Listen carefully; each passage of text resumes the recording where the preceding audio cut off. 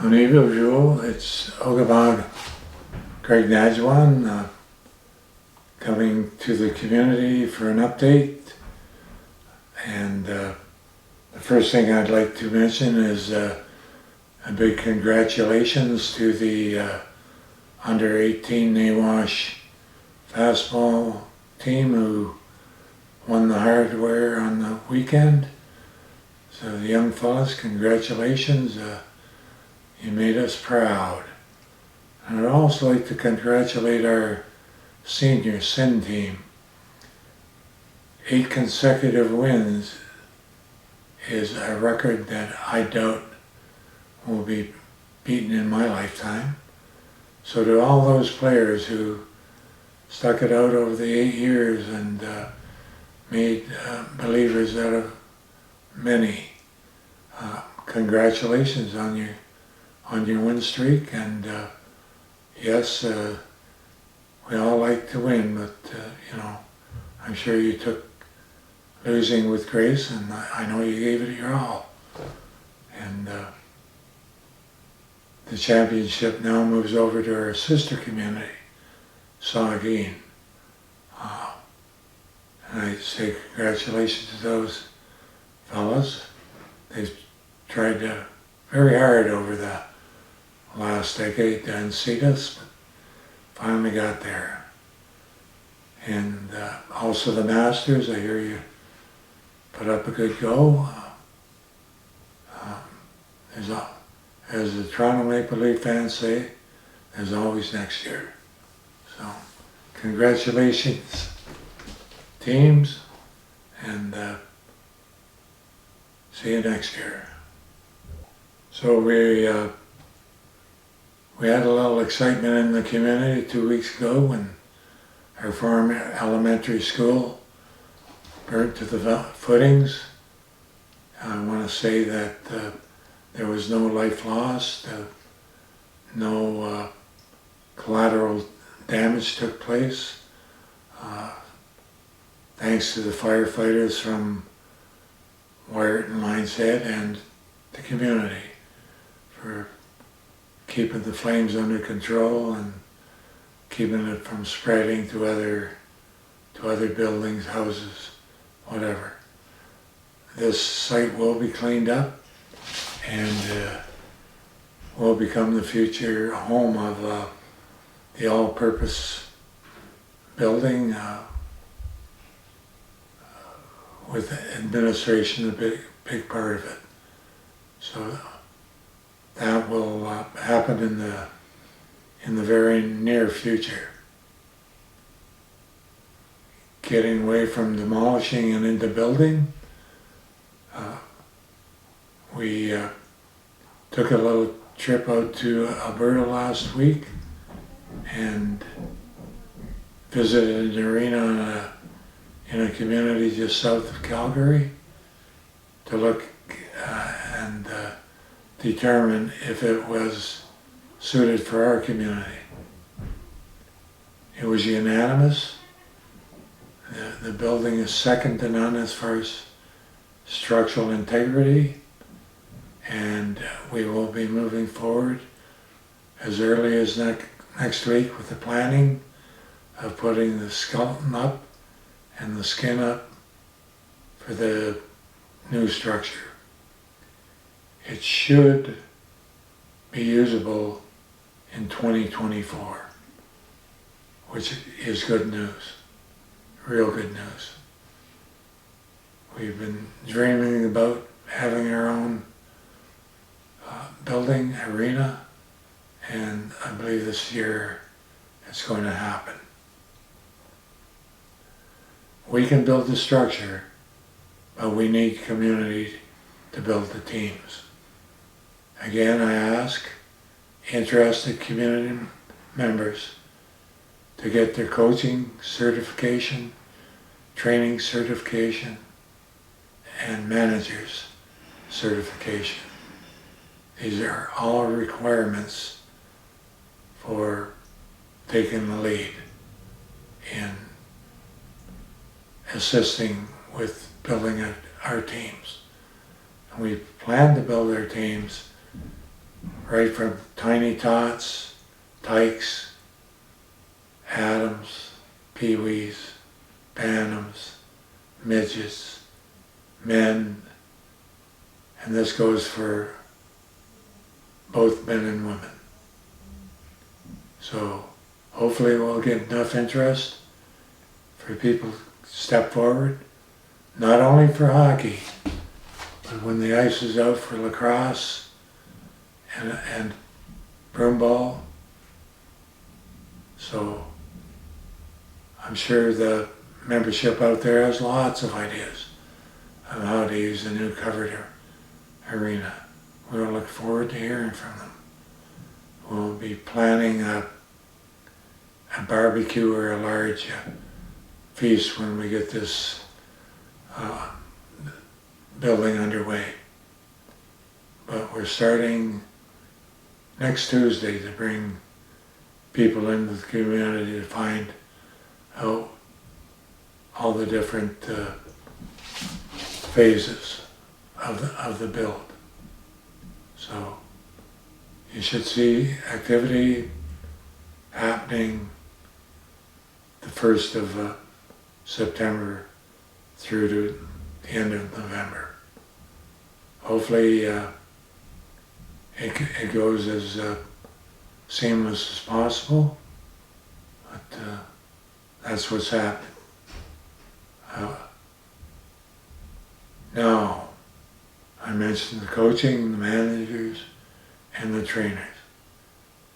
We would also like to develop a way of recognizing all of those leaders, sports leaders from the past, and there have been many. So family members, do a little bio of your choice of who you deem to and want to be recognized, and we will make it happen. We want to showcase our past, our present, moving into our future. So if you have a special person who you know was a coach in the past, a manager in the past, a trainer in the past, or just a community member that volunteered to fundraise and send their teams to the early days of Little NHL. We want these people recognized and showcased in our new arena. On our stored energy project. Things aren't looking good. We're not getting support from the Crown. This project may just go by the wayside. I'm very disgruntled, heartbroken, to say the least. It was a real opportunity for us as a First Nation to participate and partner in a project that promised dividends for the community. That is not looking good right now. As I said, we'll probably give another update. We have about 6 more days before a decision is made to press on or back away from the project. Again, I for one am totally heartbroken. That's for the stored energy project. On a more positive note, we've begun meetings with partnering in medical isotope at a larger buy-in. I did mention, I believe that what's on the table now is a buy-in of $200 million. We're going to shoot higher than that, but the bottom end is, the benchmark is a buy-in of $200 million.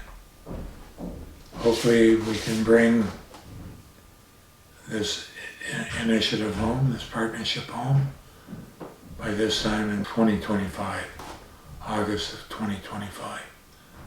But we will make sure the community is kept in the loop as we go forward. So over this past weekend, on Friday and Saturday, the majority of council participated in what was presented as a trauma workshop. And it was quite interesting, quite refreshing. It allowed us to be able to work with our membership and ourselves when we feel distress, trauma, heavy stress, and we learn ways of dealing with self-trauma, breathing exercises. We're presented a multitude of tools to utilize, to recognize the signs, to be smart, to know that we have to de-escalate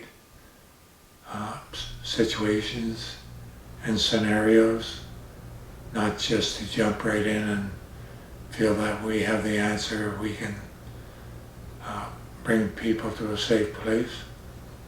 It was really stressed on us that, we have to de-escalate, bring ourselves to a safe place, or wherever we are helping or assisting, to not escalate the situation, and to realize that we're all in this together, whether it be opioids or other addictions.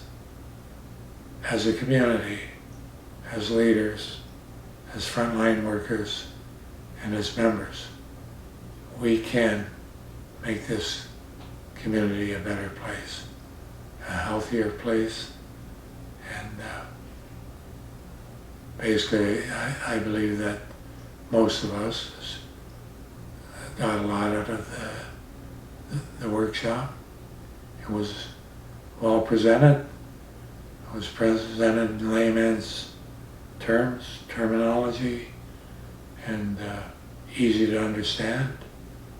I utilized some of the techniques the day after and the day of, and plan on using it for my own safety and my own health. So I was proud, especially when the facilitator said that we're one of 3 communities across Canada whose chief and council took the time to take the training. So thank you, council. And it was a very worthy training session. Miigwech. Thank you, and we'll see you and you'll hear from me in 2 weeks. I promise to do this every 2 weeks, and I will expect the community to hold me true to my word. Miigwech.